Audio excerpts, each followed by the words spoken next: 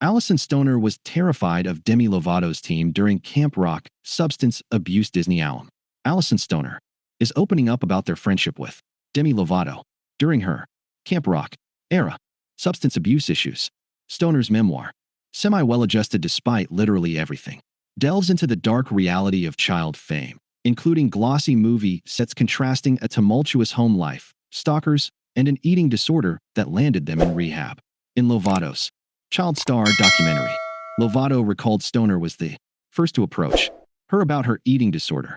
In Stoner's memoir, they recall the same moment, describing the rare moment of real transparency with a peer in the industry. Lovato, in turn, nudged Stoner about their harmful exercise regimen, asking if they could support each other. But in the throes of their separate eating disorders and other mental health struggles, neither knew how to help the other. Stoner felt terrified of Demi Lovato's team amid substance abuse. Stoner writes Lovato and them had an instant rapport like childhood buddies when they were paired together during Camp Rock auditions. Check out USA Today's weekly best-selling book list. But when the Jonas Brothers took the rest of the Camp Rock cast on tour, Lovato spiraled into reckless partying, substance abuse, and self-harm, and Stoner grew resentful. Stoner writes Lovato's team appointed 20 sober companions to monitor her, but she outwitted every one of them.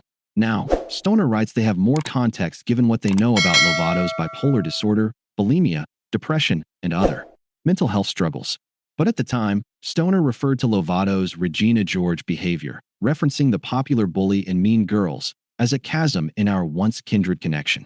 To get through the tour, the entire crew bent the knee, accepting that at any moment we could be open targets for her to externalize her pain, Stoner writes. At 16, being forced to submit to her power plays was confusing. She verbally lashed out behind the curtain, and then we'd walk on stage for a sound check meet and greet and publicly kiss her crown. USA Today has reached out to Lovato's team for comment. Stoner also writes Lovato punched a touring backup dancer because she thought they snitched on her for doing drugs. After that, the Hollywood machine went into overdrive, Stoner writes, to cover for Lovato. When Lovato went into rehab, Stoner and the cast received death threats from her fans. For several years, I felt suffocated under the weight of Demi's power and terrified of her PR team, the extreme remarks from her fanbase, and the way mass media gave a fabricated identity a life of its own, Stoner writes. Demi Lovato apologized to Alyson Stoner ahead of Child Star documentary.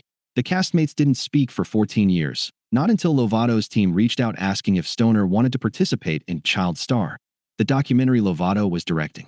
Stoner requested the pair meet over a preliminary phone call to gauge Demi's intentions. Lovato apologized, and Stoner got a better understanding of the underlying issues exacerbating her behavior during the Camp Rock tour. Now, with their shared advocacy against the dark side of child stardom, both Stoner and Lovato are focused on helping new generations.